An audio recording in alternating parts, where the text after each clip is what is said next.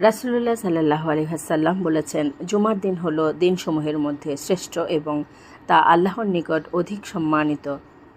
কুরবানির দিন ও ঈদুল ফিতরের দিন অপেক্ষাও তা আল্লাহর নিকট অধিক সম্মানিত। এ দিনের 5টি বৈশিষ্ট্য রয়েছে। এদিনে আল্লাহ তাআলা আদম আলাইহিস সালামকে সৃষ্টি করেন এবং এদিনেই আল্লাহ তাআলা আদম আলাইহিস সালামকে পৃথিবীতে পাঠান এবং এদিনেই আল্লাহ তাআলা তার মৃত্যু দান করেন। এদিনে রয়েছে এমন একটি মুহূর্ত, যদি কোনো বান্দা সে মুহূর্তে হারাম ব্যতীত কোনো কিছু আল্লাহর কাছে চায়, তাহলে তিনি তাকে তা দান করেন। ওই দিনই কিয়ামত সংঘটিত হবে। ইবনে মাজাহ 1084, আবু লুবাবা ইবনে আব্দুল মুনজির রাদিয়াল্লাহু আনহু।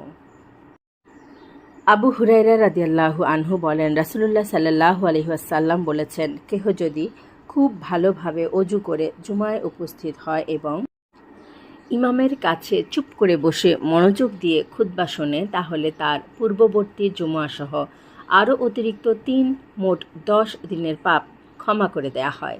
যে ব্যক্তি তখন কঙ্কর সরালো, সে অনর্থক কাজ করল। মুসলিম 1858। রাসূলুল্লাহ সাল্লাল্লাহু আলাইহি ওয়াসাল্লাম বলেছেন, কেহ যদি জুমার দিন জানাবাতের অর্থাৎ অপবিত্রতার গোসল করে সকাল সকাল মসজিদে রওনা হয়ে যায়, তাহলে সে যেন একটি উট কুরবানি করল। যে ব্যক্তি দ্বিতীয় মুহূর্তে গেল, সে যেন একটি গাভী কুরবানি করল। যে ব্যক্তি তৃতীয় মুহূর্তে গেল, সে যেন শিংওয়ালা একটি মেষ কুরবানি করল। যে ব্যক্তি চতুর্থ মুহূর্তে গেল, সে যেন একটি মুরগি কুরবানি সাদাকা করল। যে ব্যক্তি পঞ্চম মুহূর্তে গেল, সে যেন একটি ডিম কুরবানি করল।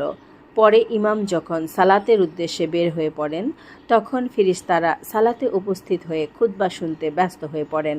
বুখারী 832, আবু হুরায়রা রাদিয়াল্লাহু আনহু। মুসলিম 1834, তিরমিজি 499। যে ব্যক্তি জুমার দিন গোসল করে এবং যথাসাধ্য পবিত্রতা হয়ে স্বীয় তৈল ব্যবহার করে কিংবা নিজ ঘরের সুগন্ধি ব্যবহার করে, এরপর বের হয়ে নির্ধারিত সালাত আদায় করে এবং ইমামের খুতবা দেওয়ার সময় চুপ থাকে, তাহলে তার সেই জুমা থেকে আরেক জুমা পর্যন্ত যাবতীয় পাপ ক্ষমা করে দেয়া হয়। বুখারী 834, সালমান ফার্সি রাদিয়াল্লাহু আনহু 859। এক জুমা থেকে পরের জুমার মধ্যবর্তী সময়ের পাপের জন্য জুমার সালাত কাফফারা স্বরূপ, যতক্ষণ সে বড় কবিরা পাপ না করে। ইবনে মাজাহ 1086, আবু হুরায়রা রাদিয়াল্লাহু আনহু।